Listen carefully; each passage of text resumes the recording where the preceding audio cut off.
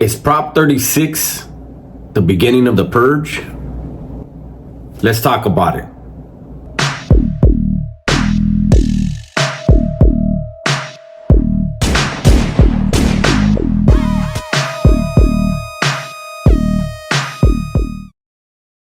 What's cracking, everybody? Welcome back to the channel.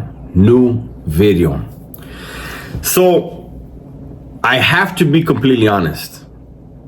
Leading up to the election, people kept asking me about Prop 36. I wasn't paying attention to it. I was more focused on the presidential election. But since the passage of Prop 36, I keep seeing videos and people are saying Prop 36 is going to be the beginning of the purge in California.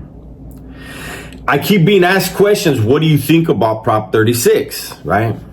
And so I went ahead last night and a little bit this morning. I looked at Prop 36. What is the goal behind Prop 36? What is going to happen because of the passage of Prop 36? And here I am to give my 2 cents. As an ex-convict, as someone who served on my last term over 24 years, had a life sentence, as someone who started going to jail at 13, I went through the juvenile system. I did juvenile hall, group home, camp, California Youth Authority, and then went into the California Department of Corrections for over 24 years.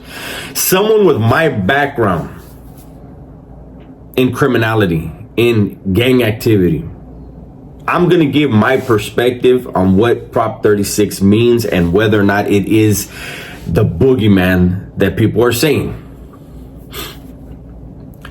So, I think it was Prop 47. I don't know. There's so many damn propositions and all this stuff, man. All I know is this. Let me just start like this. Having now read Prop 36, I would have voted yes on it. There you go. Those of you that are, your heads just exploded, I'll give you a second to put it back together. I read Prop 36. I read it, and I'm going to put it up on the screen. I don't remember the name of the company, the agency, whatever it is, but they're supposed to be non-biased, bipartisan in their analysis of the ballot. Okay. I wanted to go into one of those arenas and see what do they have to say. What are they saying about it? And I don't see where the purge begins. I see where it talks about they're going to have stiffer punishment for those that are selling drugs, specifically fentanyl, heroin, cocaine, and methamphetamine, the hard drugs that are doing the most damage to our families, to our communities, and to our nation. What's wrong with that? I don't see what's wrong with that. I also saw where theft crimes, they're going to elevate, they're going to make felonies out of that as well if there's 3 or more people involved. Well, I mean, we've seen over the last few years how there's been groups that would rush into a business and do a smash and grab. Smash up all the glass. The other guys come behind them, picking up the jewelry. Or go into a store and just snatch up the purses, the bags, the clothing, whatever it is. They're working in unison as a crew and they're robbing these businesses. You know, before Prop 36, it was almost encouraged, you know, to sell drugs without any harsh penalties, to go do these smash and grabs without any serious felonies or serious punishment. That's an encouragement. Imagine, check this out. Imagine you're raising your child and you tell your child, son, stealing is not okay.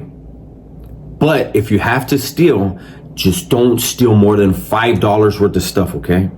Promise me that if you have to steal, you won't steal more than $5 worth of stuff. So how does that work? Would you tell your child that? It's okay to steal as long as you don't steal more than $5. No, you wouldn't. You wouldn't raise your child like that.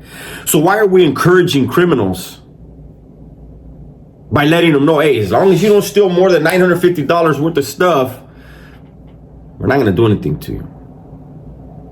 If you have that as a rule, as the law, and a guy gets 10, 15, 20 people to go with him and they hit a place, he could say, man, I only have $800 worth of shit. Every one of the individuals, I only have $800 worth of shit. You gotta let me go.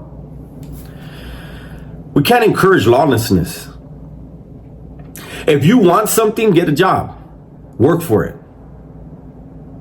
Imagine being a business owner and the law refuses to protect your business because the criminal hasn't stolen enough for it to be a crime. Now you got to deal with insurance. And guess what happens with the insurance? It skyrockets. Why do you think so many insurance companies have left California? We have a bunch of wackos in the Capitol who do not care about you creating a business, and then if you do, protecting your business. Are there going to be more people going to prison? Well, yeah, the people that should have been in prison so that they can't keep continuing to smash and grab and rob people and sell dope and kill our family members and our loved ones, they should already been in prison. And then maybe we would see property crimes go down, smash and grabs go down. Maybe we would see deaths go down, overdoses go down. Because you know what we did? We held people accountable. We didn't just tell them, come on, man, we don't want you selling drugs. But if you are, can you go sell them in that area over there, please? Thank you. That was the purge. This is the opposite of the purge. This is bringing the law back to where it should be. Correcting the lawlessness that was being encouraged by some weirdos in the Capitol who lived in places where the lawlessness wasn't affecting them. We got to do better, people. We have to be more responsible. We cannot put out videos saying this is the bad guy, this is the boogeyman, this is going to incarcerate your loved ones. No. People's actions are going to get them incarcerated. Every civilized nation has laws and enforces them. A civilized nation doesn't encourage lawlessness. Again, we don't raise our children to, hey, look, son, I hope you never sell drugs, man. But if you do, just sell marijuana and acid and LSD and, you know, just stick to that, man. Don't sell fentanyl and stuff like that because that stuff's really serious. Just get people addicted on these other things. Okay, son? Who the fuck's gonna do that? And again, who's gonna tell their child stealing is bad, but if you have to, if you really have to, just don't steal more than... No, you're gonna tell your kids to go to school, to get an education, to stay out of the streets, to get a job, to earn the money, to buy the things that they need in life. And hopefully we're gonna teach our children the difference between wants and needs. So they spend their money where it's needed, not where they want to spend it. And we teach our children to be responsible, and they become responsible adults who will raise responsible adults. So I know I'm going to be, you know, a lot of people are going to say, oh, you're a sellout, and this is fine. Call me what you want to, but remember, I lived that life. And I know the courts, they just enforce the rules that I chose to break. They enforce the laws that I chose to break. I respect that. You think you're going to be a criminal and you're going to do whatever you want and then you're going to go to prison and do whatever you want there? No. There's laws and there's rules. that you're going to abide by there that are more harsh, more severe, and the punishment comes a whole lot swifter. You don't get a lawyer. You don't get a jury of your peers. You get somebody saying, fuck him, kill him. So there you go. You can be responsible and you can earn your money the right way and go and buy things and respect your fellow man, or you can continue being a crook and a criminal, and the law will be applied. And then when you get behind those walls, those laws will be applied. Again, had I known about Prop 36, I would have voted yes.